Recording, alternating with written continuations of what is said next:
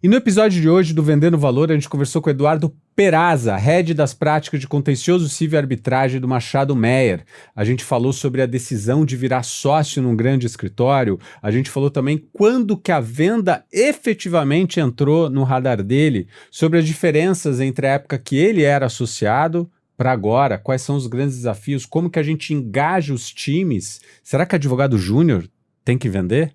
A gente falou também sobre o novo comportamento de compra do cliente, como construir relacionamento, quais são as abordagens, se metodologia é importante e se venda é talento ou não. Fica por aqui. Começa agora Vendendo Valor, um podcast produzido pela Strunz, principal referência em vendas no mercado jurídico, com o apoio ESPM. Foi legal, assim, né, me preparar para esse bate-papo, porque tinha coisa que eu falei, cara, aqui que eu nunca te perguntei que eu queria perguntar. Mas esse é um bom tema, que você sabe que é um tema caro para mim, assim. Venda é talento? Não é talento puro. Mas eu acredito que tem pessoas que têm uma aptidão, ou nascem com uma... ou ao longo da vida, né, se preparam ou criam com mais naturalidade, encontram as competências necessárias para você fazer a venda. Mas eu acho que venda tem muito de método mesmo. E o negócio que você estava falando da virada de chave, eu acho que tem também o negócio da mentalidade, de você entender o propósito do que está fazendo. Enquanto você não entende que todas as suas relações ali, elas podem servir em algum momento para serem aproveitadas para emplacar uma venda, as coisas ficam muito mecânicas, ficam muito travadas. E acho que quando você vira essa chave, com naturalidade, você consegue introduzir os assuntos, você não se sente pressionado a talvez conduzir a conversa para uma venda, e você se apressa menos, porque às vezes quando você está se sentindo pressionado a fazer uma venda, sem necessariamente entender que é um processo, que tem método, que tem começo, meio e fim, que você não precisa numa primeira conversa já sair com uma venda, né, uma proposta, um pedido de proposta, Sim. As coisas começam a fluir melhor e você começa a entender a necessidade de construir aquela venda ao longo do tempo. É claro que tem determinados tipos de produto no mercado jurídico que você consegue rapidamente, chegar e fazer a venda. E tem né, situações em que você faz isso, né? Abre uma porta a partir de um produto desses, ou sai para vender esse produto, cria um roadshow ali específico para determinado produto, super válido, mas no longo prazo, eu acho que ainda tem muito método mesmo, assim, não sei. Tô olhando pela perspectiva do mundo jurídico e da minha experiência. Sim. Mas isso é interessante você tá dizendo, cara. Eu acabei de sair, eu tive um call de manhã com algo que a gente faz pouco também, cara, no mercado jurídico. A gente tava ensaiando com um cliente, a gente já fez isso também, né? A gente estava fazendo um dry run para uma prospecção. Na verdade, é o seguinte, é interessante o contexto, assim. Então, é um cliente que eles atendem faz tempo e mudou a CFO. Eles são do tributário, então obviamente é um stakeholder, não que para outras áreas não sejam, mas o tributário também tem uma interação muito forte, muito próxima com essa figura, né? Então assumiu faz alguns meses uma nova diretora financeira, eles estavam já há algum tempo tentando marcar um bate-papo com ela e então é interessante porque a gente é um cliente existente, então é um cliente que eles têm há 5 anos, e você fala, cara, por que eles estavam investindo tempo em preparar para essa conversa? Porque o mindset, a mentalidade cara, é uma nova venda. Sim. Porque mesmo eu estando lá há 5 anos, essa CFO tem que me comprar também. Porque se ela não me comprar, eu vou espirrar, cara. Às vezes eu vou fazer o phase out lá dos processos que eu já tenho, eu vou espirrar. E foi muito interessante porque a gente está numa jornada muito forte ligada a produto, insight e trazer ideias, tal, que você já sabe que a gente trabalha bastante junto. E eu vi eles muito no modo apresentação. Eles queriam mostrar o dashboard, eles queriam mostrar, eu falei assim, cara, vamos dar um passo para trás. O que a gente quer dessa reunião? Aí eles, como assim? Eu falei, qual é o objetivo dessa reunião? Isso é fundamental. Aí eles pararam, olharam para mim assim, não, que a gente queria que... Eu falei, cara, você tá conhecendo ela agora. O objetivo dessa reunião é criar uma primeira conexão com aquele ser humano. Cara, tá 3 meses no cargo. E aí, me conta, né? Zazá, me conta, cara, como é que tá? A gente trouxe algumas coisas interessantes pra gente bater um papo, mas eu queria antes de ouvir. O golaço dessa reunião é sair de lá com o primeiro... E eu acho que esse anseio que você falou, eu senti muito neles hoje de manhã. E foi muito louco, não existe coincidência, né, cara? Você falar sobre isso, porque eu vim pra cá pensando nessa reunião, nesse call, que eu falei assim, cara, o quanto que eles estavam colocando uma pressão. E olha que bizarro a hora que você para pra pensar, né? A pessoa recém-chegada no cargo. Cara, via de regra, a pessoa, de novo, não tô generalizando, mas a pessoa recém-chegada no cargo, ela não vai fazer mudanças Não. megalomaníacas. E tem um tempo para ela compreender o ecossistema entender minimamente para ela aí também ter o capital político, ela vai se inteirando, tem há outros stakeholders que compram bem o escritório lá dentro, então não é que eles também não têm outras pessoas. Então, a hora que eu virei, e parece que levantou um peso do ombro deles naquele momento, que eu falei, cara, vocês estão indo quente. Eu acho que esse é o grande problema, o brinco de cada enxadada é uma minhoca. A gente vai com a sensação de cada enxadada é uma minhoca, e por vezes a gente confunde mandar a proposta com tá abafando. Eu sempre falo isso, cara, o fato de você estar mandando um monte de proposta não significa que você tá no jogo. Né? Não significa, faz sentido? Total sentido. Então essa construção que você tá dizendo, eu acho que é uma ideia equivocada do que é a venda. Até hoje, direto pra cá, eu vim de um cliente, né? Na verdade, ainda não é um cliente, mas alguém que nos procurou. Até curioso que foi uma procura que veio pelo website do escritório, olha que curioso. É mesmo? Olha que legal. Veio dessa maneira. E aí, nosso time de BD capturou. Isso faz uns 6, 7 meses que chegou esse pedido de reunião e de proposta. Aí, como eu sempre faço, pedi, olha, gostaria de ter uma primeira reunião para entender um pouco melhor. Aprendi com você, né? Pra eu saber direcionar para onde que eu vou com essa proposta. Sim. Tive uma conversa super rápida, mas foi uma conversa que não consegui extrair tantas informações. Passou 2 meses, não me respondiam. Vamos marcar uma reunião? Vamos. Marcar uma reunião, desmarcaram. Depois eu fiz um follow-up ali, né? Voltei pra eles, falei, então, queria retomar aquele assunto, tal.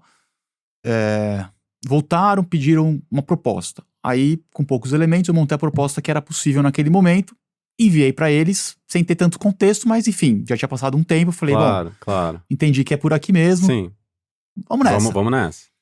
Deixei. E aí, cobrei mais 2 vezes, não, estamos vendo, sumiram, não voltavam.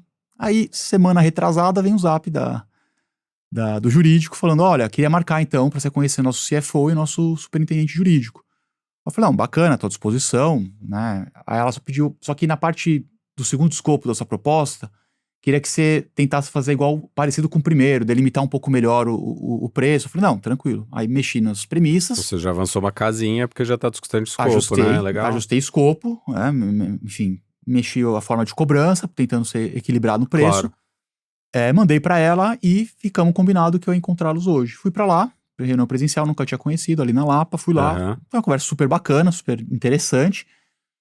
Eu já tinha enviado uma proposta, mas eu cheguei na conversa, bem nessa linha do que você falou, tentando estabelecer qual que era meu objetivo ali. Eu tava conhecendo pela primeira vez o CFO e o superintendente jurídico, que eu nem sabia se eles tinham visto a minha proposta. Eu não sabia ainda se eles queriam discutir a proposta. Então, entrei na conversa para conhecer a empresa, mostrar que eu conhecia o setor deles, mostrar o que o escritório tinha, mas num bate-papo, sem apresentação. Sensacional. Curiosamente, não era uma sala de reunião, eles me receberam num espaço que era tipo uma área de convivência da empresa. Então, eram 3 sofás, então tá super natural, nem teria espaço para apresentar nada. Então, foi um bate-papo, eles foram falando, eu fui puxando alguns assuntos, direcionando para alguns lugares. E no fim do dia, quando eu percebi que nenhum dos dois tinham visto a minha proposta, e eu vi valor numa outra coisa. Sensacional. Eu falei, cara, eu acho que é melhor vocês nem olharem minha proposta. Deixa eu fazer uma proposta mais específica, que eu vou fazer uma análise disso. Isso vai ter 2 finalidades. De um lado, eu vou compreender melhor o seu ecossistema, a forma que você trabalha, a sua carteira. E aí, quando a gente for discutir a proposta, eu vou ter mais condição de te dizer se é possível ou não, eventualmente, eu ajustar ou não. Ou eu vou até te falar, eu preciso, na verdade, melhorar minha proposta, porque o que eu sabia de informação não era suficiente para eu precificar. E por outro lado, vou te entregar, vai ter um entregável aqui, que é uma coisa analítica da sua carteira. Eventualmente, se tiver coisas muito gritantes do tipo, determinada cláusula está trazendo um liability, está trazendo uma judicialização maior, eu já vou pontuar para você, não vou aprofundar, mas eu já vou te pontuar. E aí a gente pode também trocar ideias em cima disso. Então eu fui lá com o objetivo de trocar ideias, eu já tinha enviado uma proposta, não fui preparado com a apresentação, nada disso, porque eu queria, na verdade, criar essa conexão, muito na linha do que você está falando, né? Estabeleci que meu objetivo eu tô 7 meses conversando com eles por e-mail e WhatsApp. Né? Agora eu vou ter a oportunidade de conhecer as pessoas que vão tomar a decisão. Então, eu preciso que eles me conheçam, saibam que eu sou capaz de atendê-los, e aí trouxe os exemplos das preocupações que eles tinham trazido logo no começo da reunião. Eu trouxe exemplos de como eu poderia atendê-los e que eles não iriam se sentir desamparados. Mostrei a capacidade que o nosso escritório tem de atender em vários negócios, mostrei nossa veia de negócio, né? O escritório que cresce no negócio, que eu sou do contencioso, mas tenho essa visão focada no negócio também, que eu seria parceiro deles também no negócio. E saí de lá, assim, o meu termômetro, que foi uma boa conversa, foi: não, você precisa vir aqui uma próxima vez, porque a gente recebe os clientes, é uma oportunidade para você também fazer conexões, e a gente gosta de, às vezes, fazer uma coisa mais descontraída.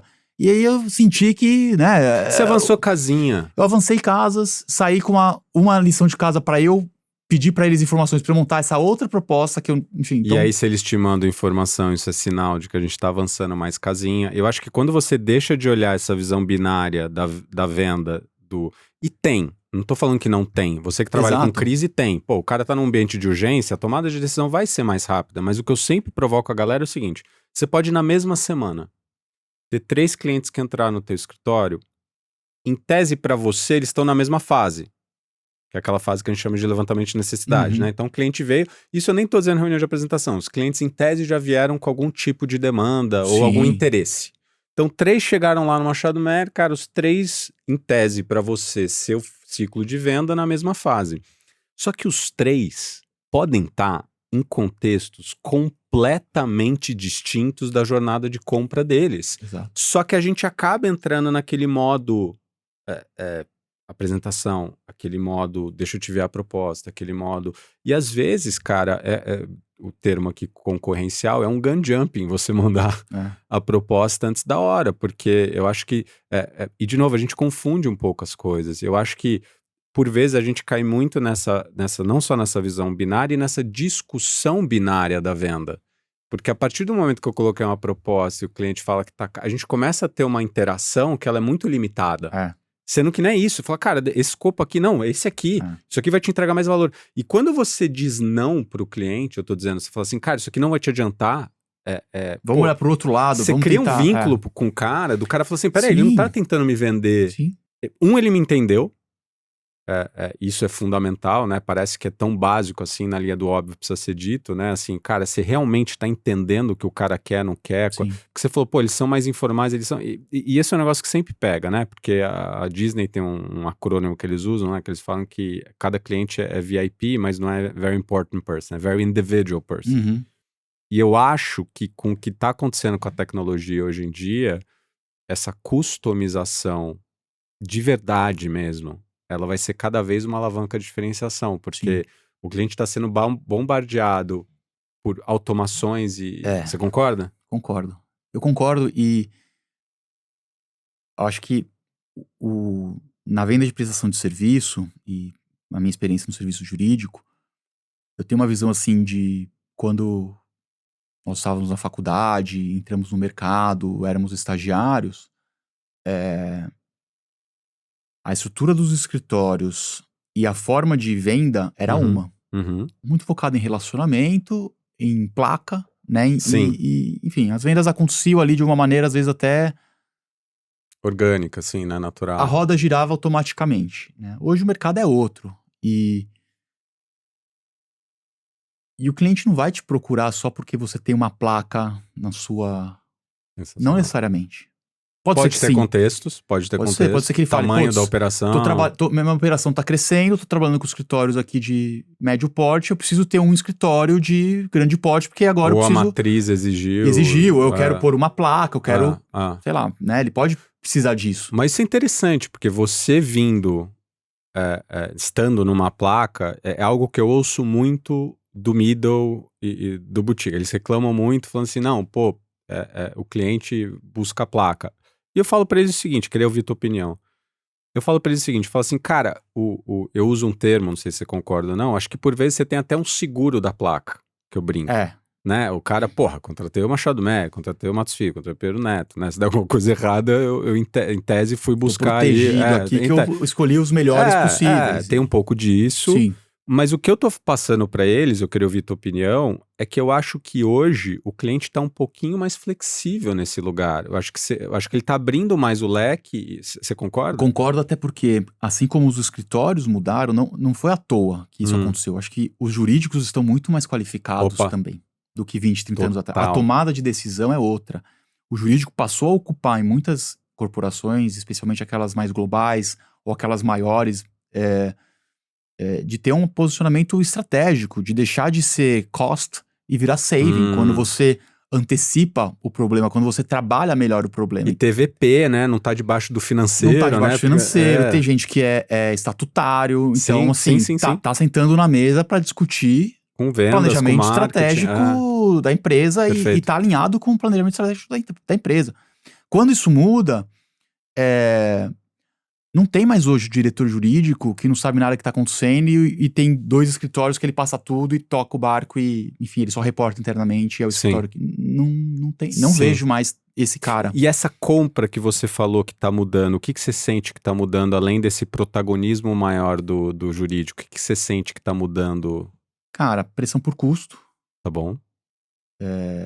Acho que vem um pouco nessa linha, o jurídico sendo mais cobrado, né, de também bater meta, bater orçamento. E aí eu volto no ponto que você estava falando da customização e individualização. Acho que tem também, como o mercado abriu para muito mais gente, né, então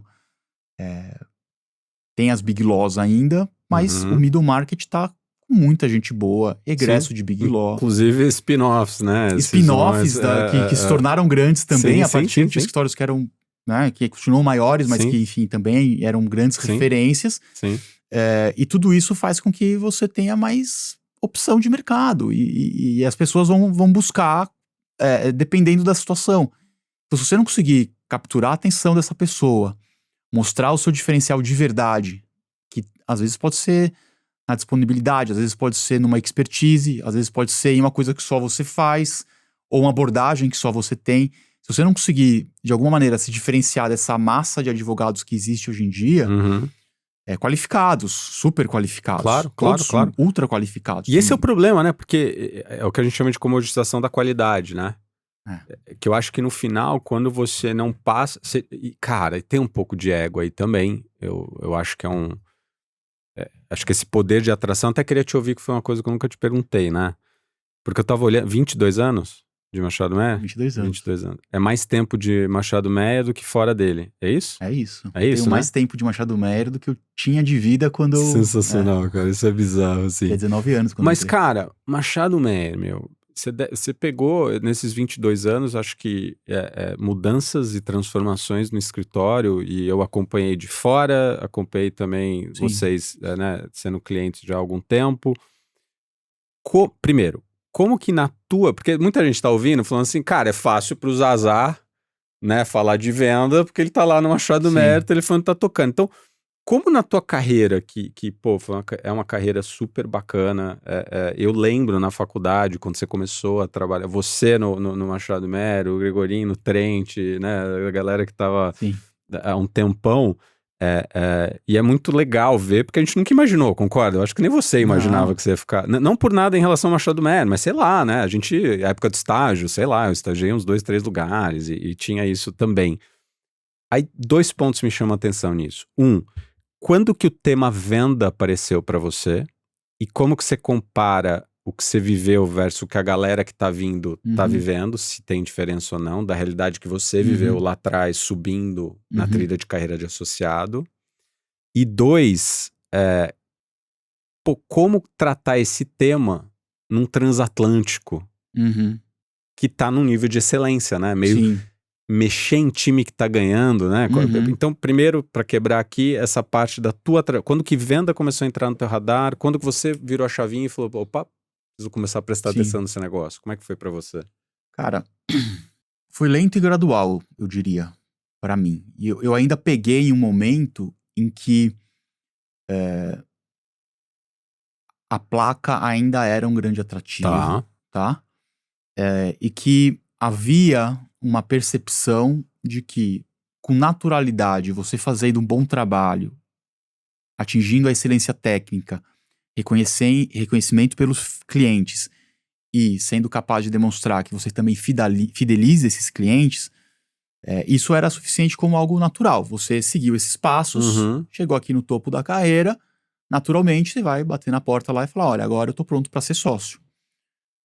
Porque muitas coisas você acabava fazendo como se sócio já fosse, né? Embora não tivesse essa obrigação de efetivamente captar negócios, trazer novos assuntos.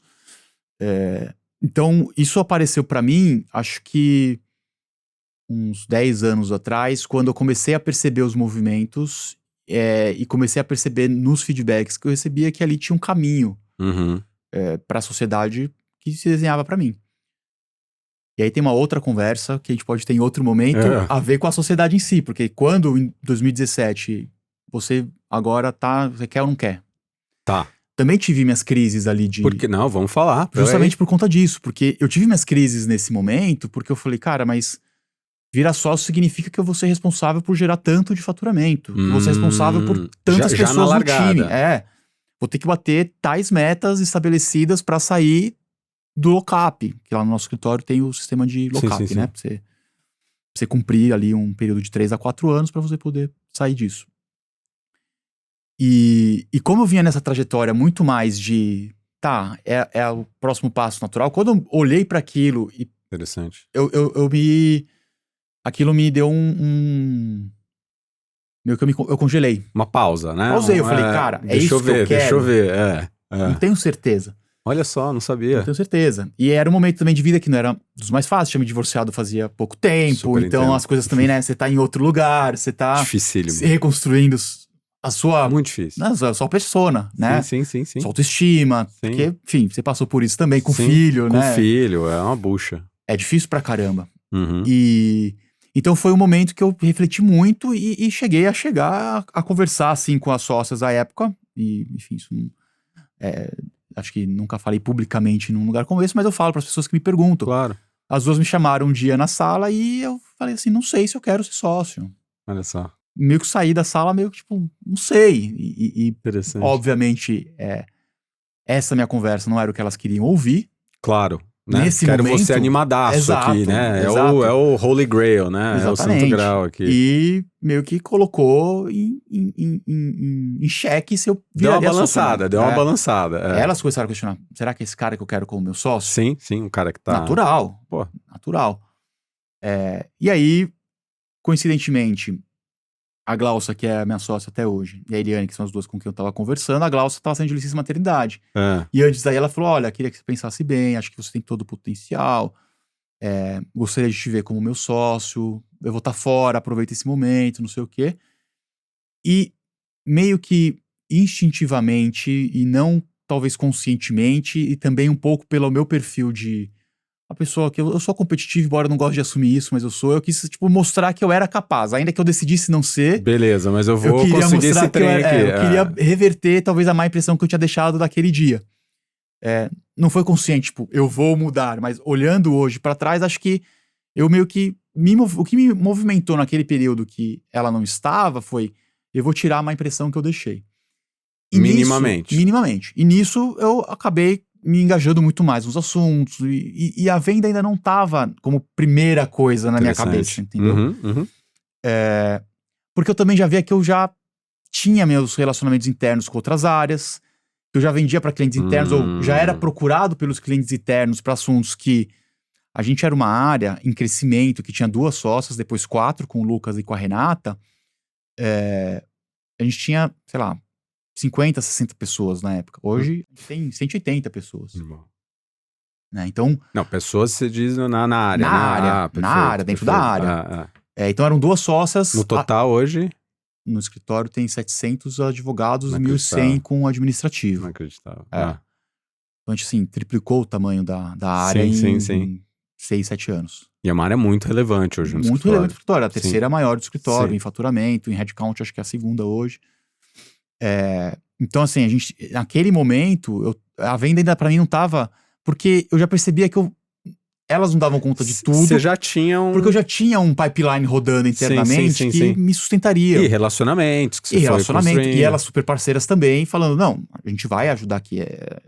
Não é que você vai... Vai te largar. Vai te largar e foi. Né? E elas sempre foram muito conscientes também de fazer sócios de forma sustentável. Elas nunca quiseram fazer, tipo, jogar pros leões, né? E você se vira e vamos ver onde que dá. Legal. Então isso também, conforme eu fui percebendo isso, quando a Gláucia voltou de licença maternidade, a gente teve uma nova conversa, e eu meio que fui pra conversa sem saber o que eu queria ainda. Olha. E era meio que a conversa definitiva. Eita. E entrei na conversa meio que trazendo as coisas e reagindo. E querendo... Eu tô tenso, é que eu sei o resultado. Querendo caminhar pra chegar no que eu não quero ser sócio. Mas no fim, assim, na mesma conversa, sim, foi uma conversa de 2h30, 3, a gente foi jantar. Do meio pro fim da conversa, meio que a coisa foi se clareando, eu fui sentindo conforto, fui sentindo que faz sentido. E acho que eu entrei com uma vontade e saí, cara. E quando eu tomei essa decisão, foi um alívio. Porque eu falei, é isso que eu quero. Pô. E aí virou a chave, que tipo, é isso que eu quero. E aí trabalhei pra virar sócio. Mas a questão da venda ainda não tava tão clara. A venda virou a chave pra mim quando eu fui de fato eleito, em abril de 18. Tá bom. Na época ainda a eleição dos sócios lá no escritório era logo depois do fechamento do ano anterior. Tá. Agora a gente faz em dezembro. Aí você já começa sócio no ano seguinte. Então foi em abril, um dia antes do meu aniversário, coincidentemente. Foi no dia 21 de abril. E aí na semana seguinte que eu cheguei e tive que ter a conversa com as pessoas que eram da minha equipe pra falar, então, agora os assuntos são de vocês, porque lá a gente não tem sócio de equipe na nossa área. Os sócios no contencioso, a gente trabalha meio que com todas as equipes. Óbvio que tem algum direcionamento, eu trabalho com alguns sêniores mais do que com outros. Sim. Mas em tese eu posso trabalhar com todos. E o meu maior choque primário foi, tipo, eu não tenho mais uma carteira de casos, porque agora o responsável pelo que eu fazia é outra pessoa. A Ariana, que é a sênior responsável do assunto. Sim. E aí eu me vi assim, pra onde eu vou? Olha que legal. Eu preciso trazer casos. Interessante. Eu tenho metas a bater. Como eu vou chegar lá? E aí que eu comecei a pensar... Tipo, você vem de uma estrutura, né, É interessante você dizer isso, cara. Eu não sei porque me veio, eu sei que o paralelo é meio esticado, assim, mas eu lembro muito, e de novo, eu sei que pra você ainda é dentro do mesmo contexto, mas eu tava vendo muito negócio de atleta, que eles estavam falando que uma das perdas que eles têm quando eles se aposentam é a estrutura de rotina. Sim. É meio posto, entendeu? Sim. Você tem jogo tal data, tem alguém carregando suas malas, tem alguém fazendo o seu negócio. Tipo, você tá meio que going through the motion, né? Você tá meio que... E aí eles se veem num lugar que eles têm que meio que setar a própria agenda também. E aí pra eles é um negócio meio confuso. Tudo bem que o no deles é fora do ecossistema anterior, mas acho que tem um pouco disso, né? Tem. Você tinha, de certa forma, uma estrutura. E não tinha uma preparação também pra você entender aquela virada, entendeu? Sim. Eu acho que hoje os escritórios, pelo menos os Big Law, vamos dizer assim, eles já estão despertando que acho que o mercado é diferente, a forma de trazer assuntos é diferente, a placa ainda é importante, mas sozinha, talvez, para alguns nichos, para algumas áreas, ela não vai ser suficiente para sustentar o crescimento que a gente talvez almeje. Eu preciso qualificar essas pessoas, eu preciso começar a fazer com que elas entendam que a venda começa quando você é advogado júnior. Sensacional. Eu tenho começado a fazer essas conversas lá na nossa área, até a gente tem conversado sobre isso, já te falei disso. Até a gente fez um curso seu lá ano passado com os nossos sêniores. É muito nessa ideia de já trazer começar o assunto antes. Trazer o assunto antes. Pra não viver o que você viveu. Exato. Eu lembro quando eu era júnior que eu tinha um cliente que a minha sênior na época deixou pra eu tocar. E eu tocava sozinho, fazia a viagem sozinho e com o cliente, eu decidia com ele, o cara não era jurídico, então era mais difícil, porque o cara não era jurídico e eu não sabia navegar a estrutura da empresa. Sim. Mas eu não tinha percepção que naquele momento, se eu tivesse a mentalidade que eu tenho hoje, naquele momento eu já poderia estar me aproximando daquela pessoa, fidelizando, e eu tinha outra mentalidade, que era, cara, não era eu que devia estar fazendo isso. Isso é interessante também, mas eu quero ainda puxar o gancho de pós-virada de chave, como é que foi essa evolução, mas quando eu abordo esse assunto, muita gente arrepia, Não, eu não quero meu júnior saindo vendendo. Aí o que eu falo pra eles é o seguinte, você concorda? Né? Você já ouviu essa? Eu sei de onde vem isso. Eu não quero meu júnior vendendo e tal. E eles, óbvio que o júnior, a júnior, eles estão numa jornada de muita evolução técnica, eles têm que melhorar a parte técnica deles. O que eu falo, pessoal, eu falo, gente, é criar a consciência. É isso. Se o seu júnior, a sua associada júnior, começa a criar consciência de uma visão mais ampla da venda, que naquele momento o grande papel dela é a experiência do cliente, quando ela está respondendo e-mail, é a construção de vínculos, porque esses vínculos, e tem um negócio que eu acho que poucos perceberam, que é com a complexidade da compra hoje e essa multiplicação de stakeholders que se envolvem na compra, direto ou indiretamente, e o aumento, o incremento do departamento jurídico, que óbvio, a gente ainda tem departamentos jurídicos muito enxutos, mas outros não, né? Outros maiores tal, e não só o departamento jurídico, porque a depender do produto que a gente está vendendo, a gente vai interagir, tem interface com outras áreas. O seu júnior, a sua júnior, o seu pleno, a sua pleno, o seu sênior, eles interagem com pessoas que você não interage. Exato. E às vezes que são responsáveis por decidir aquela venda. Ou um influenciador técnico também. Tá bom, não tem a caneta, mas a gerente, o gerente, o diretor, a diretora vai virar e falar assim, meu, o que vocês acham, né? E esse júnior lá dentro vai dizer, cara, é mais fácil trabalhar com essa pessoa, porque ela já conhece o nosso modelo. Ele tá nas trincheiras. Já tá rodando, e ele vai te defender de alguma maneira. Sim, sim. E às vezes pode até sobrepor questão de custo, dependendo... Várias vezes, Zazá, várias vezes, cara, assim, não que preço não seja importante, eu não sou leviano o suficiente pra falar que não é, cara, mas eu acho que por vezes, acho que tem duas coisas acontecendo. A gente tá se defendendo com esse argumento. Difícil você ver alguém que perdeu uma venda falar assim, cara, putz, acho que eu não fui bem no jeito que eu expus, eu acho que eu não consegui conectar, acho que eu não consegui transparecer pro cara ou pra cara, né, qual que são as nossas alavancas aqui que a gente poderia ajudar eles. Cara, muita gente vem e fala assim, perdi preço. Eu falo assim, cara, assim, será que é 100% das vezes você tá perdendo por preço? E outra, eu brinco, faz tempo que eu não uso esse exemplo. Usava muito treinamento. Quando eu tive o Rafa, meu mais velho, a gente, ainda, a minha mulher tava grávida dele, a gente foi fazer a viagem lá pra Nova York pra comprar, ainda era, o dólar ainda tava decente, né? A gente foi fazer a viagem pra Nova York pra comprar as coisas e tal. E aí eu lembro a primeira vez da minha vida que eu fui comprar chupeta. Cara, que era o mundo, um universo paralelo. Você fala, cara, tem uma chupeta com Bluetooth aqui e outra custa R$1. Essa custa R$1, eu não vou botar na boca do meu filho. E a analogia que eu faço é que, cara, na nossa vida, a gente não compra coisa mais barata toda vez. Não. E aí a percepção de valor nossa vai variar. Né? Concorda? Não, concordo completamente. Esse negócio de percepção de valor eu vejo muito na nossa prática de crise. Porque às vezes a gente entra com uma portinha bem pequena no momento da crise, e do momento que a gente abre essa porta, a gente consegue transmitir tanto o diferencial da nossa experiência, que as pessoas passam a contar com você e deixam de se preocupar se realmente aquilo... A percepção de valor é tão... A percepção de valor é tão alta que o custo... É óbvio que tem que ter uma consciência, eles, né, pedem proposta, óbvio, não tô falando que não. Que a gente Lógico. Mas...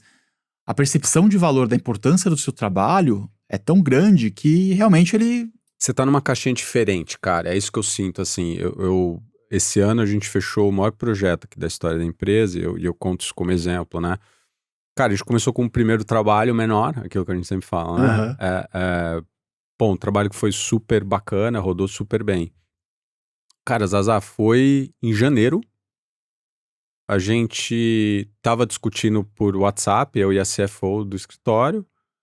Ela mandei a proposta, ela falou, no ganha-ganha, como é que a gente consegue trabalhar alavancas de concessões, que você já me conhece, concessões e contrapartidas e tal. Eu tava de férias, cara. Eu respondi pra ela falou, fechou. Olha meu custo de aquisição. E pra mim, eu não tô me vangloriando aqui, é que eu acho que quando você atinge na cabeça do cliente esse lugar de não só fornecedor, o cara não tá te olhando realmente como uma commodity, o cara tá...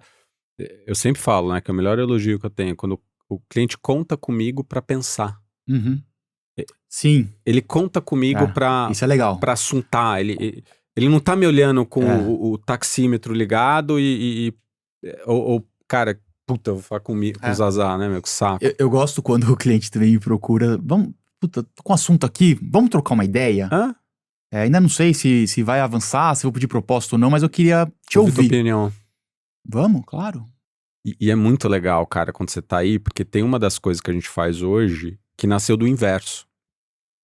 A gente só fazia treinamento. E era o bread and butter, é o que a gente fazia sempre. E a gente começou a ouvir de alguns clientes, pô, eu quero você mais perto, eu quero você mais perto. E aí a gente pegou alguns clientes mais próximos e eu virei e falei assim, cara, eu quero ouvir a tua opinião. E eu fui muito aberto, kimono aberto, falando assim, cara, eu não sei ainda muito como estruturar, você sabe que eu tenho birra cobrança por hora, eu não queria virar isso, eu acho que você vira escravo da hora, tem várias ineficiências na minha opinião. E aí eu comecei a trocar, cara, e hoje toda a nossa vertical de consultoria, toda não, né, mas o embrião dela, ele foi co-criado com 2 clientes nossos. E inclusive foram clientes que acabaram sendo os primeiros clientes dessa vertical. Hoje, obviamente, que a gente sempre vai melhorando e vai puxando daqui, mas eu conto essa história porque, e de novo, cara, não são todos os meus prospects que a gente encaixa isso.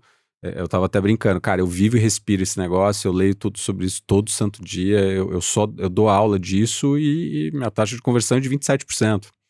Eu perco mais do que eu ganho. E eu acho que esse lugar da qualificação, ele é importante também, porque eu acho que por vezes a gente trata igual cada oportunidade, e eu acho que por vezes também a gente tem uma expectativa irreal em relação a cada... Porque eu te conheço, eu sei que você acredita muito no que vocês fazem, eu não tô puxando teu saco, nem falando de conversa de autoajuda barata.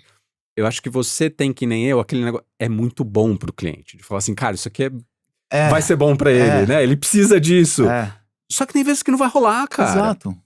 Ou não vai rolar agora. Até um parênteses rápido, que depois eu quero voltar, quando eu notei aqui tem 2 coisas que eu quero voltar que eu achei sensacional que você falou.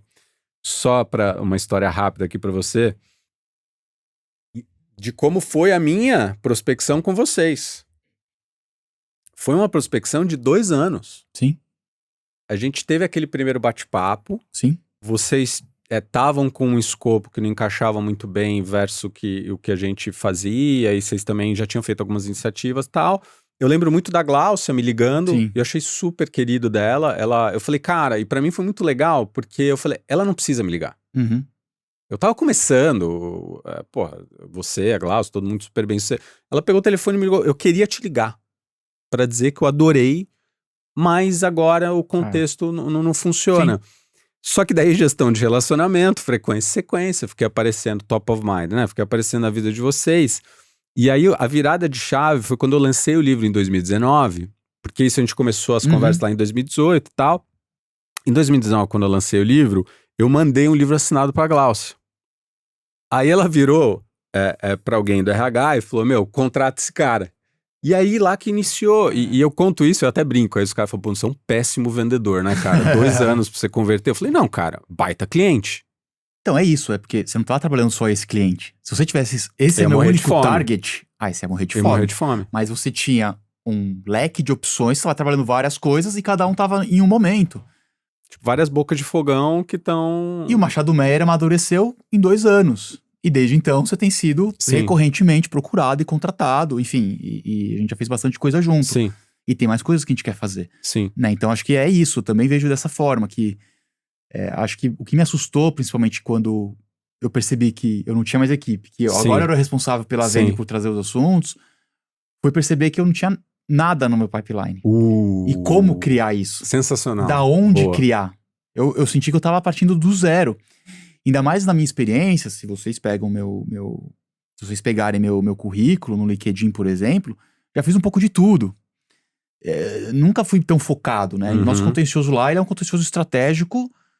Eu costumo falar que é um contencioso estratégico residual. O que não for trabalhista, tributário e criminal, cai no nosso colo dentro do escritório full service que faz tudo. Né? Então, a nossa função é estar próximo do cliente e pensar as melhores estratégias jurídicas para prevenir ou resolver as disputas conforme elas estão acontecendo. Preferencialmente a gente gosta até de evitar atuar antes. Claro.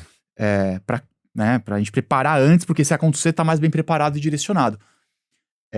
Naquele momento eu falei, cara, eu não tenho nicho ainda. E como vender uma área que em tese, na primeiro olhar, é reativa? E eu já ouvia isso de outras pessoas falando, contencioso é difícil vender, porque depende de ter a briga, e eu ficava me batendo naquilo e não conseguia sair do lugar. E fui tateando, né, procurando formas de encontrar clientes e fui achando lugares onde poderia estar. Tinha algumas coisas que eu fazia que eu nunca tinha tentado investir tempo de verdade. Por exemplo, eu sempre fiz... no Sistema Financeiro Nacional tem o Conselho de Recursos do Sistema Financeiro Nacional, que é conhecido como Conselhinho. Eu sempre fiz sustentação oral no Conselhinho, muito porque tem a nossa área de bancário que é muito forte, os clientes procuravam eles com essas demandas, processo administrativo sancionador, e não tinha quem fizesse, a Glaucia fazia, depois de um tempo a Glaucia cansou de fazer e passou para eu fazer. Isso eu nem era sei, eu comecei a fazer, eu comecei a pegar gosto, comecei a fazer. Então tinha uma experiência naquilo e falei, bom, aqui é um lugar que eu posso talvez buscar me especializar e talvez ver o que tá rolando. Então você foi buscando uma questão também de expertise. De expertise assim, pra ver onde... Mas fui meio que atirando pra lugares que eu tinha algum conforto pra navegar, pra entender como eram esses mercados. Boa. Mas tentativa e erro. Tentativa e erro. Legal. Muito tentativa e erro. Muito tentativa e erro. Aí eu vi depois que estava chegando a aprovação da Lei Geral de Proteção de Dados. Também vi ali uma oportunidade. Comecei a estudar aquilo mais a fundo, comecei a entender o que ia vir. Preparei alguns materiais e aí sim fiz algumas... Aí já no meu primeiro ano como sócio, mas prospecções ativas de e aí, ir me como apresentar. É que foi essa sensação? Foi muito legal, acho que eu fiz em 6 meses mais de 100 reuniões. Olha só. Teve uma semana que eu fiz reuniões em São Paulo, Minas Gerais, Rio de Janeiro e Espírito Santo. Mas peraí, você não ficou na frente do computador esperando... Não tem como, né? Teve que ir atrás. É louco, né, cara? Tem que sair da frente do computador. Tem que sair, tive que ir atrás. E aí contei muito com os meus sócios que foram me indicando, porque aí quando eu falei o que era a lei e qual o impacto que teria, eles entenderam a importância e viram oportunidade de venda. Mas olha que legal, cara, eu posso fazer um parênteses que eu não quero perder isso. Acho que tem 2 coisas, eu já tinha notado aqui, que você citou, e óbvio que um escritório desse tamanho se torna mais profundo, que é a questão dos relacionamentos internos. Sim. Você investir tempo para construir os seus Fundamental. Relacionamentos internos. Fundamental. E é louco como a galera, eu acho que sobretudo no híbrido, perde essa intencionalidade. Muito. Sabe uma coisa que eu fazia muito antes da pandemia e que demorei a retomar? Porque as pessoas muitas vezes não estavam mais presencial. Bom, sou advogado de contencioso de formação, né? Então, para mim, eu fazia no escritório o que eu fazia no fórum, que era ia pro último andar e descia por todos os andares. Lá no Às vezes, né? eu tinha algumas pessoas que eu queria conversar, então eu já sabia que eu ia procurar aquela pessoa, mas na época que tava todo mundo presencial, eu já era sócio, eu subia pro último andar do escritório, ia vendo quem tava lá, entrava, e aí, como é que você tá? E são aqueles, às vezes, 5 minutos ali, né, cara? Isso. Era a minha oportunidade de mostrar que estou disponível, contar o que eu estava fazendo e também ouvir o que eles estavam precisando. E top of mind, eles lembrarem que eu existia. É uma venda interna, uma venda interna, forma. É uma construção total. de relacionamento, é uma venda interna. E eu acho que muito legal, eu nunca tinha ouvido você me contar essa história, e eu achei espetacular, porque não deixa de ser uma sequência interna, né? Uma gestão de relacionamento interna. Mas tem outra coisa que me chamou muita atenção e que é a minha birra com o mercado jurídico, que é, eu tava até batendo um papo com um repórter do Latin Lawyer sobre isso, a gente tava falando sobre cross-selling, colaboração e tal. E eu tava falando pra ele, falei, cara, o problema do cross-selling tem vários desafios, vários, que vão além só do prático, a gente tem questão de relacionamento, eu não te conheço, né? Tem questão de client handling, eu não sei se você vai dar atenção devida para esse micro caso. Será que vale o risco de eu perder esse cliente que eu não te conheço? Porque o cliente não vai diferenciar. Para ele é um único escritório, ele não vai falar... É a mesma placa. Ele pode até te dar um pass, assim, se ele tiver um relacionamento de longo prazo, mas para ele tá lidando com o Machado Mery, ele não vai segmentar. Eu lembro muito, cara, quando você está em treinamento, quando eu treinava outras indústrias, e eu treinava indústria, literalmente indústria também, pessoal que tinha fábrica e tal. Aí atrasava a entrega do produto, o vendedor virava e falava assim, cara, nossa fábrica é fogo. Aí eu falava, meu irmão, você é a fábrica, você é a fábrica. Mas enfim, voltando, né? Então, o que você fez não foi também, além da construção de relacionamento, quando você chega e fala assim, cara, olha só isso aqui, trazendo de certa forma um produto, tudo bem que é um guarda-chuva mais amplo, mas não deixa de ser um produto, a hora que você vai para LGPD, você direciona o cara. Exato. Então, para mim, o cross-selling, ele não pode ser o cross-selling que eu brinco, que é o cross-selling site. Que é quando a pessoa vira e fala, cara, a gente faz... Sei lá, cara, você sabe o que é, né? Sei lá no site tudo que faz. Porque que o cara não é o foco dele, ou dela, e 2, que ele vai esquecer. Então, quando faz aqueles movimentos laterais, que faz a apresentação do sócio da sócia e vai lá apresentar a área, cara, todo mundo quer morrer, porque é chato pra caramba. Agora, se esse sócio novo, essa sócia nova, chega e fala assim, galera, a gente, enfim, tem uma amplitude de coisa que a gente faz, mas pensando na carteira do escritório, e pensando também, né, no que a gente acha que seria mais interessante, mais novo, que, pô, tem um appeal maior, tem esses 2 assuntos aqui. Cara, eu acho isso tão melhor. Tão mais efetivo, tão mais... Porque é isso, a hora que você vai e fala, cara, tem isso aqui, o cara fala, bem, entendi, funciona pra tal. Imagino que deve ter acontecido isso, né? Aconteceu muito. Acontece hoje. O exemplo da LGPD, ele é bom porque realmente é isso. Tive que despertar pra venda, tive que sair da cadeira e fiz muita reunião. Aí, quando virou o ano que eu tava super empolgado de começar 19 com um baita planejamento, estourou a barragem de Brumadinho, eu fui alocado pra responder à emergência, ficava lá 24 horas praticamente na sala de crise, e aí todos os meus planos foram por água abaixo, mas foi bom também porque veio essa frente da crise. E acho que o exemplo da crise, que a gente trocou bastante ideia, né, ano passado, pra construir algumas coisas, é muito bom, porque tudo que eu tinha vivido antes, esses despertares, me prepararam pra naquele momento até antes de eu te contratar, eu já tava assim, cara, a gente precisa fazer alguma coisa com isso mais direcionado. Eu uso, às vezes, o exemplo daquele truque que você traça uma linha no chão e põe a galinha, ela fica parada olhando. Eu nunca vi. Não? Você traça uma linha branca no chão, assim, você pega a galinha e põe ela olhando para aquilo, ela fica parada, assim, hipnotizada. Ela não se mexe. Olha. É um negócio de direcionar o cliente. Direciona ele para algum lugar, ele vai olhar para aquilo de uma maneira com tanta atenção, que você ganhando a atenção dele, depois você transmite outras coisas, mas você direciona. Em crise, eu tinha essa dificuldade, porque a gente tem uma baita experiência. Sim. Muita coisa muito grande que assusta o cliente. Não é pra mim. Não é pra mim. A gente tava com um pitch que não se mostrava o melhor pra fazer venda. Eu estive nas maiores crises. O cara olhava e falava, poxa, eu nunca tive uma crise grande desse tamanho pra te contratar. Bom pra você. Parabéns, que legal. Se eu tiver uma coisa desse tamanho, eu te contrato. Então, essa tentativa e erro também, no dia a dia, foi mostrando que a gente precisava de mais estratégia. Mas ela exige uma certa humildade também. Sim, total. Porque eu acho que tem uma confusão, às vezes, eu sempre falo isso, cara, as coisas que acontecem por causa da tua estratégia e às vezes coisas que acontecem apesar do teu pitch. Porque quando você converte uma coisa com esse pitch mais genérico, você fala, não, meu pitch funcionou. Mas você fala, não, cara, às vezes foi apesar dele. Dá uma coincidência daquilo que você falou. Você falou com 10 pessoas, cada um em um momento. E um deles estava no momento que o seu pitch funcionava. E os outros não. E aí você fala, poxa, meu pitch é muito bom, funcionou.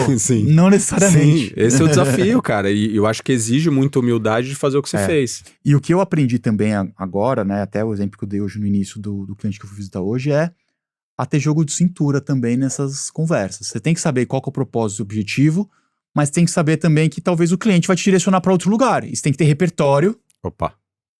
E tá preparado pra falar de outras coisas. Porque você ficar ali só, isso eu não sei. Putz, teria que ter trazido o meu outro sócio. Não, de alguma maneira você vai ter que aproveitar aquele momento ou pra encapsular alguma coisa ou mostrar que você tem repertório pra continuar essa conversa de alguma maneira. Nem que seja pra fazer uma sequência, sequência, como você sempre fala. Mas aí quando você voltou o negócio de falar, cara, a gente precisa ter uma estratégia pra isso. Então, aí eu comecei a olhar, aí montamos uma estratégia dentro de casa. Estávamos avançando, pensando como conduzir. Mas eu ainda não tinha. E aí vou voltar na primeira pergunta que você fez. Não tinha um método. Que foi quando eu te procurei. E até te procurei por outro motivo, mas eu vi que nas conversas com você tava batendo muito uma necessidade que eu nem tinha identificado e que fazia mais sentido a gente conversar. Que era aproveitar o método de venda. E aí foi aí que a gente criou os pilares de venda que a gente usa para não só para crise, mas para todos a gente criou um projeto maior de indústrias prioritárias, de buscar entender que eu preciso ter alguns pilares na venda. Lá no nosso a gente tem 4 maiores, né? Uma eu preciso conhecer aquele mercado, saber com quem eu tô falando, saber o que eu quero vender, empacotar, que é uma coisa que você sempre fala, como que eu empacoto esses serviços, né? Eu preciso ter um produto, que foi algo que você também me provocou, um produto de entrada, porque tudo bem, eu quero vender uma coisa grandiosa, mas o cara não tá disponível para comprar coisa grandiosa naquele momento. Todo momento, total. Então, por exemplo, crise. Eu quero estar disponível, eu quero que ele lembre de mim quando tiver uma grande crise. Mas ele não tem uma grande crise a todo momento. Então, como que eu vou falar de crise com ele, despertando nele o interesse, a importância de falar daquilo, dele se preparar, de um jurídico que muitas vezes não é conectado com a área de riscos da empresa. Sim. Então a gente começou a montar um pouco mais o nosso pitch ali. Jurídico, você é protagonista na crise. Toda decisão tomada numa crise tem consequência jurídica. Quem vai ter que depois entrar numa ação judicial, numa negociação, para resolver as situações vai ser o jurídico. Quanto antes você estiver acompanhando, melhor, porque né, você sabe como a empresa vai reagir. Você já vai dar as orientações jurídicas de antemão. Então a gente pensou assim, eu preciso conhecer para ir para o mercado. Eu preciso gerar awareness para poder fazer frequência e sequência. E eu acho que só um parênteses rápido, até pra você beber tua água. E é muito louco, né, cara? Quando você para pra pensar, meio que sem querer, mas se você olhando pra trás, eu acho que toda essa multiplicidade, diversidade de casos e temas que você trabalhou na tua carreira te prepararam sem querer.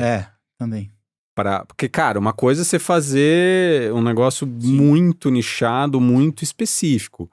Mas pelo pouco, o expert é você, né? Mas pelo pouco eu interagi com vocês, cara, esse é um produto que, não dá pra qualquer estrutura fazer. Você tem um caráter multidisciplinar, assim, gigantesco. Ele é multidisciplinar e geralmente na estrutura da empresa ele é transversal. Não é só o jurídico, não é só o RH, não é só o time de risco, não é só o time de seguro, não é só o time técnico. Todo mundo, de alguma maneira, tem que estar engajado. Então, de fato, você ter um repertório mais abrangente é aí que eu entrar. Ajuda pra caramba, porque aí você consegue, cara, e aí você tem também, cara, tô inferindo aqui, mas tudo que a gente falou de construir os relacionamentos internos, de pensar nessa vida interna, também se aplica a essas dinâmicas com diferentes stakeholders, porque o jogo de cintura que você tá dizendo, ele envolve eu estar na frente do camarada, saber corrigir rota, porque a conversa foi para outro lugar, mas também saber ir além do jurídico. Eu tô discutindo o business do cara, eu tô discutindo a operação do cara. Porque é isso que às vezes eu vejo alguns advogados não compreenderem, e talvez até a dificuldade da venda possa vir daí. O business do seu cliente não é disputa jurídica. Sensacional. Não é fazer M&A. O business dele não é fazer M&A. O business dele é o propósito que ele tem na indústria que ele tem, no setor que ele tá nichado lá e que ele tá atuando. Então, se você não tem essa percepção e leva a conversa para esse nível maior, talvez você tá super preparado para fazer a venda, mas você tá só focado em fazer a venda. Sim. Às vezes o cara quer que você compreenda o negócio dele. Sabe um negócio que você falou que me mexeu muito comigo? Cara, eu demorei pra perceber isso às vezes. Eu tenho um perfil mais pragmático. E eu acho, e não que não tenha sua aplicação e não que não tenha clientes que valorizam isso. Então, eu tenho aquele negócio muito do plano de ação, vamos fazer isso, vamos fazer aquilo, vamos medir, vamos ver, vamos testar tal. E lógico que isso tem um valor. Só que para alguns clientes, eu comecei a descobrir, por feedback deles, que o que eles queriam no final do dia era a minha presença. E eu não tô, pelo amor de Deus, eu não tô me vangloriando aqui. Eu tô falando que, pra eles, a riqueza tava na troca. Sim. Não tava no KPI. Eles falaram, cara, até tem um que ele falou assim, Bruno, eu acho muito difícil quantificar o que a gente tá fazendo. Mas eu não quero perder. Porque eu acho que essa agenda, esse batidão dessa agenda comercial, pra mim é importante. E eu tenho o cliente que quer o indicador, o KPI. Sim. Eu acho que isso que você falou e aí eu não consigo fugir do job to be done, né? Isso que você falou, deu realmente entender que no final do dia o cara só vai... E você sabe que eu gosto do termo em inglês, né? O Business Trusted Advisor. Porque a ênfase tá no business. É Business Trusted Advisor. Exato. Eu gosto porque você tem o livro do Meister lá, o Trusted Advisor, mas eu gostei quando os caras adicionaram o Business Trusted Advisor. Porque é isso, cara. Lógico que eu tenho que criar um vínculo de confiança. E lógico que eu tenho que me posicionar, trazer advice. Mas isso que você falou também de guiar o cara, é esse balanço que a gente tem que atingir desse co-desenvolvimento, né? Você tem que se sentir parte dessa... E eu não tô falando manipulação, eu tô falando realmente se sentir parte, porque você é parte desse fundamental desse negócio, mas eu também não ser o cara do tirar meu corpo fora e deixar você pelado no deserto, entendeu? A decisão é sua e... A decisão é sua, eu não tô nem aí, entendeu? Eu acho que, sobretudo no contencioso, e acho que crise, quando você pega também, a gente falou muito sobre isso, né? Cara, saiu no valor econômico, você tá atrasado, bicho. E aquela galera que fica meio abutre, né? Esperando. Aí o cara vai enxergar cifrão na tua testa, né, cara? E eu acho que quando você traz tudo isso por trás, aí vem meu ponto. Como engajar a galera nisso aí? Você diz no... Seu time. No time? Como incutir neles e nelas isso que você... É difícil. Isso que a gente tá falando é uma jornada, cara, longuíssima tua. Mas me parece... Eu não tô falando especificamente de Machado Merer, né? Eu acho que o mercado tá cobrando isso mais cedo. Sim, tá cobrando mais cedo. Você enxerga isso também, no geral? Mas eu acho que para engajar, você precisa mostrar por que aquilo é importante. Aí eu volto no negócio do Júnior que você estava falando. O Júnior não precisa fazer a venda, ele não vai trazer talvez um caso novo, necessariamente, nem é isso que se espera dele. Sim, não é. O que eu espero do meu Júnior é que ele atinja a excelência técnica. Para ele, eu falo para eles, ó, é premissa para você se tornar um advogado pleno que você atinja a excelência técnica. Mas como Júnior, você já tem contato com o cliente, você tem contato com autoridades, você já tem contato internamente com pessoas de outras áreas que são seus pares. Que vão acender. Nutra, fomente esse tipo de relacionamento, porque o seu par hoje pode sair do escritório e daqui 5, 6 anos ele é o gerente jurídico de uma empresa que está te contratando. Total. Acompanhe seus colegas, tenha eles próximos. Sim. Né? Tenha bons relacionamentos. Isso não tira o caráter genuíno da interação. Não. E entenda, por outro lado também, que a gente vive numa estrutura dos escritórios que, cara, depende do lucro. Assim, às vezes a gente esquece óbvio, disso. né? Eu realmente demorei um tempo para perceber isso. Para mim era, bom, eu trabalho muito bem, tem que me pagar muito bem. Mas quando você percebe que, cara, e para ter esse lucro, hoje em dia a gente tá conversando aqui, né? A placa por si só não é suficiente. Então, como que eu posso também me diferenciar perante os meus clientes, perante os meus pares, para ter uma carreira que me leve, por exemplo, a me tornar sócio? Eu tenho que começar a entender isso, esses movimentos. Então, esse engajamento, pelo menos na frente de crise, foi buscando as pessoas que já estavam interessadas. E aí, algumas são mais faca na caveira do que outras, né? E montando uma estratégia mesmo, né? Então a gente montou em cima dos 4 pilares: awareness, go-to-market, criar a nossa experiência interna, né? De o que a gente já faz, como que a gente pode ser mais rápido e já tá mais preparado para entrar em situações de emergência. E o 4 que eu esqueci, mas vai vir na minha cabeça. Daqui a pouco vem. E para cada um deles montar um plano, né? E a gente começou pelo awareness, que as pessoas precisam entender o que eu tô querendo dizer. Quando eu falo, eu tenho que despertar neles o conhecimento de tudo que eu posso fazer. Como eu faço isso? Eu quero ter artigos falando sobre isso, porque eu posso publicá-los, eu posso usá-los como gancho para conversas, eu posso usá-los quando eu for chamado para falar sobre isso, para me preparar para uma palestra. Eu sempre abro um sorriso quando eu tô lá no LinkedIn e eu falo, cara, tô vendo isso aqui, cara, vocês são disciplinados demais, assim. E é louco isso, porque eu tenho um caso recente de uma cliente que ela tava torcendo o nariz pra isso. E eles trabalham com life sciences, tá? Tava especificamente com essa área de life science. Eu falei assim, cara, e eu gosto muito desse conceito de decisões reversíveis e irreversíveis e que é do Bezos, né? De one-way door, two-way door decisions, né? Eu falei pra ela, assim, cara, é custo zero. Tudo bem, você tem o custo de você montar as coisas e tal, mas tava semi-pronto lá o que eles estavam fazendo. Eu falei, cara, publica. O pior que pode acontecer é você tá na estaca zero. Sem sacanagem, cara. Foi Deus, assim. Tem um momento que você tem que estar com a bunda virada pra lua, né? O CEO de uma farmacêutica conhecida viu o post. Olha. E mandou uma mensagem pra eles, cara. O CEO. Porque eu acho que a gente assume umas premissas. Você falou do site, eu fiquei com isso na cabeça, né, cara? Eu falei, se a gente não entende que tem um shift geracional acontecendo nos nossos clientes, e cara, eu não tô dizendo pra fazer dancinha no TikTok, não. Mas eu tô falando que você tem que entender que o comportamento de compra, ele vai você tem que estar muito antenada em relação ao que tá acontecendo. E os compradores pensam de forma diferente também.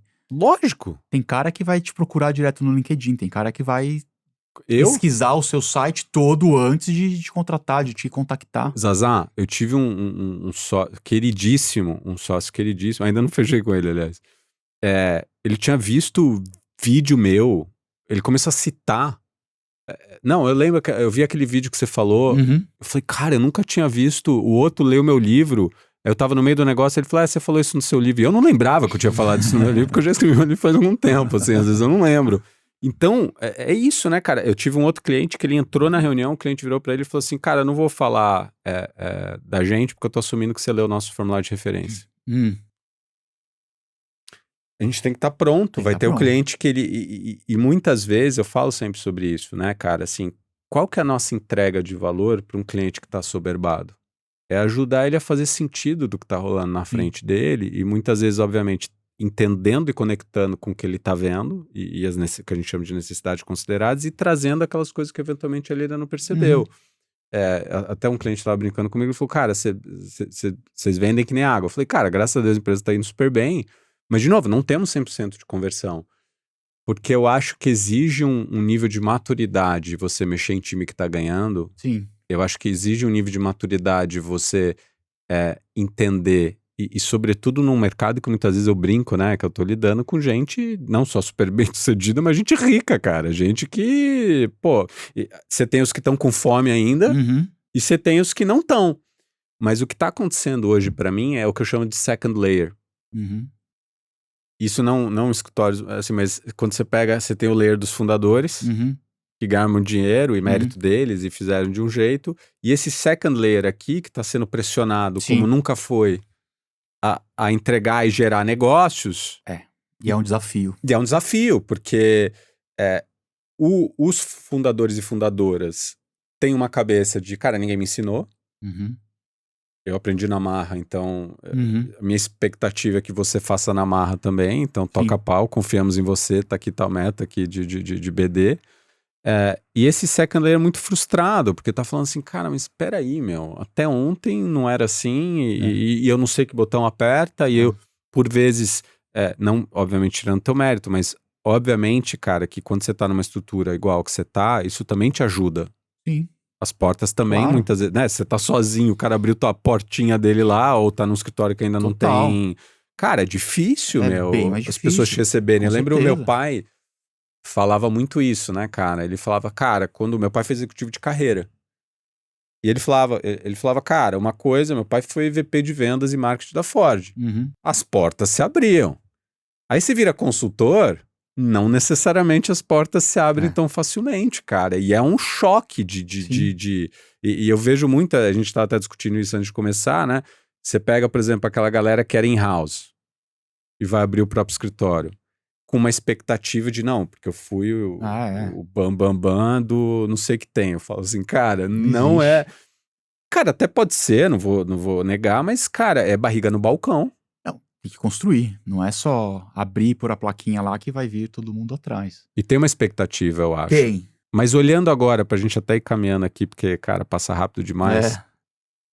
Se você, olhando, né, pra aquele camarada, a pessoa que tá nos ouvindo agora, recém-formado, recém-formada, e eu adoro essa pergunta, vem da Fundação Estudar, até dando mérito a quem é devido, eles fazendo essa pergunta, e foi muito engraçado, porque... Eu fui mentor na Fundação Estudar há muito tempo, a ponto que eu já sabia algumas perguntas quando eu participava de eventos, né, deles. E até, enfim, recentemente a gente bateu um papo, porque eles têm uma conferência de carreira chamada Conferência na Prática, com o Embrião.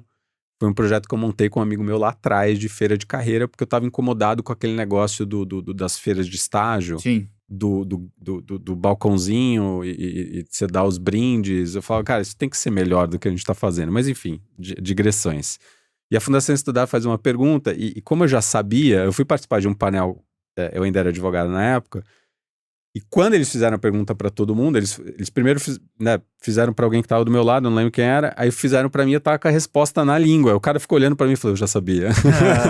E agora, te pegando de sopetão, cara, olhando pro Zazá lá, recém-formado, mas nesse contexto, se você fosse mentor dele, o que você falaria pra ele olhando pra carreira, assim, que conselho, eu brinco com essa mentoria à distância que a gente tá fazendo aqui, né? Então, pensando nessa recém-formada, nesse recém-formado, assim, passando por tudo que você passou e os tombos que você levou e as aflições, porque é isso que a gente tava conversando, Sim. né?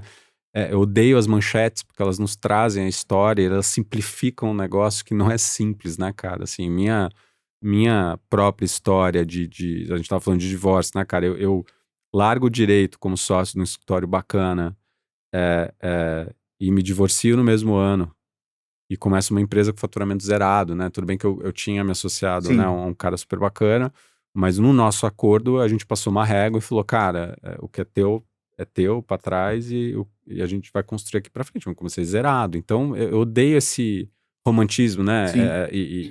Eu acho que a gente discutir os percalços, a gente discutir os tombos é uma função social. Sim.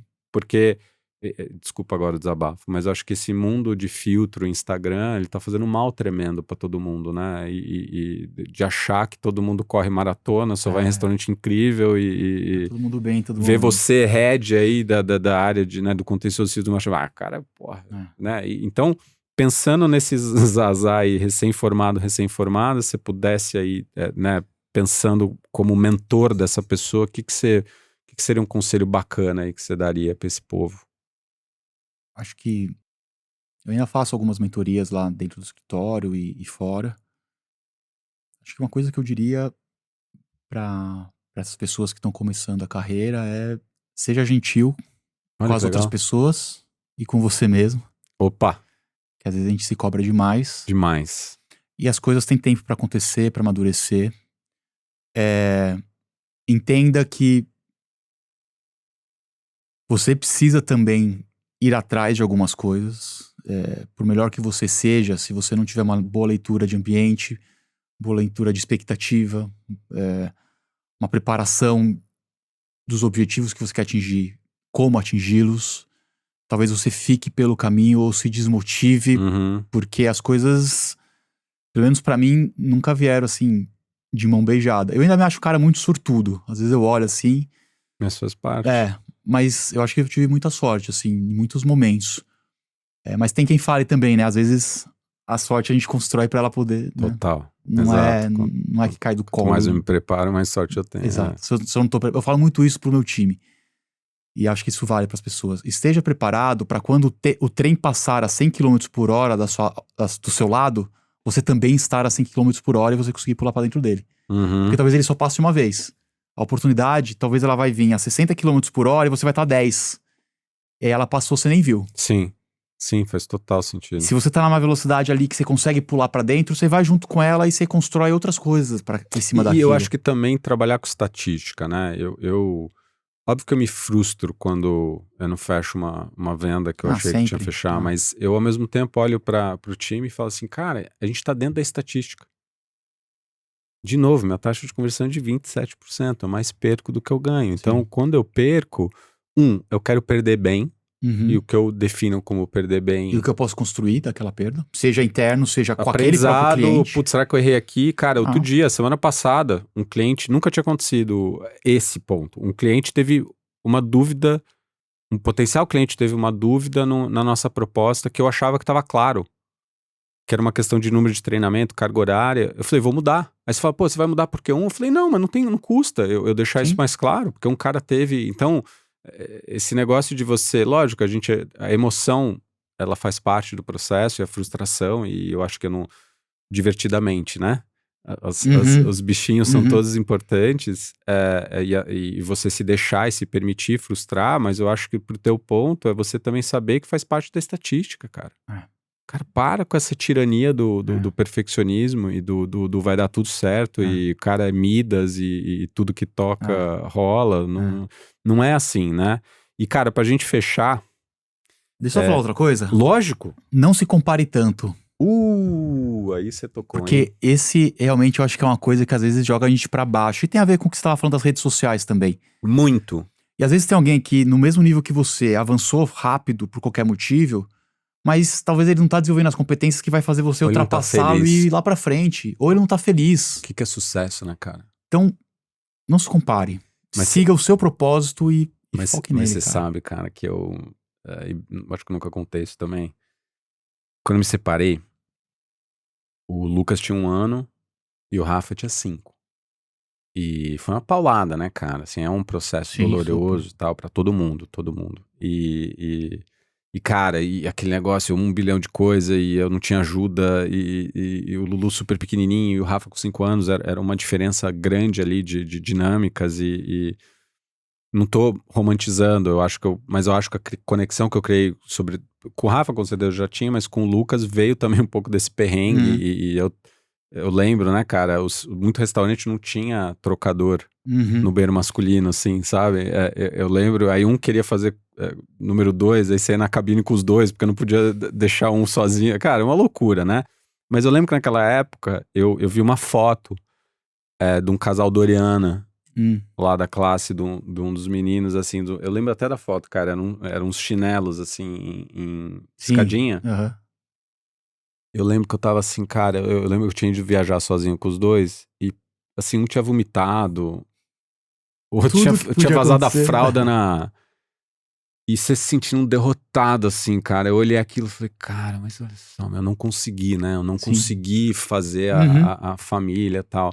Bom, uma longa história curta. Eles estavam em mega quebrando pau, casal mega infeliz. Ela tava super frustrada, se divorciaram, sei lá, 2 semanas depois. Eu falei, cara, é isso. Quem vê post não vê o que tá Não por vê, trás, né? Então exato. acho que é super importante o que você trouxe. E eu queria fechar, não puxando teu saco, mas acho que é engraçado, né? Porque eu acho que as pessoas às vezes têm uma imagem de um escritório tipo esse, Uhum.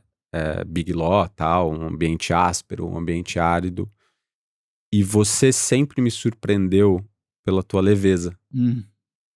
Eu reparo em tudo, né?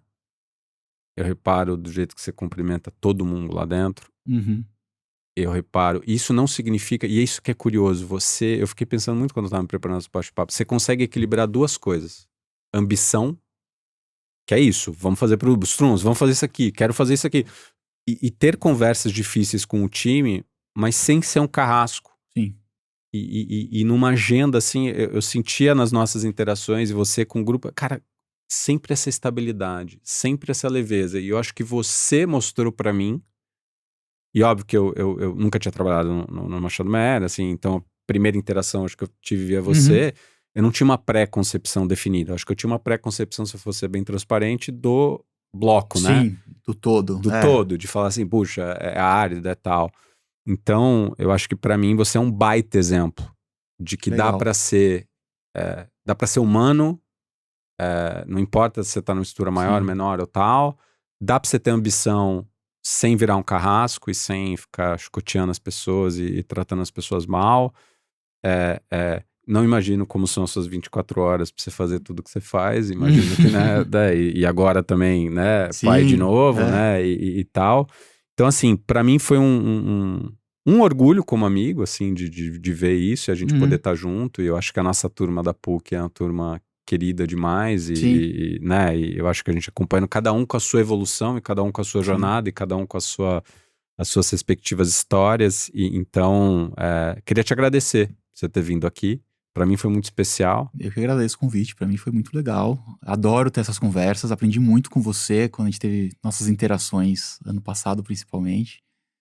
É, E, cara, eu realmente acredito que tem muito método e que o que você faz ajuda a despertar isso. Eu nunca me considerei um cara vendedor. E hoje, na reunião que eu tive hoje de manhã e vim de lá direto pra cá, eu falei, poxa, eu fui bem nessa reunião, É importante né? se dar Eu fui os bem cumprimentos.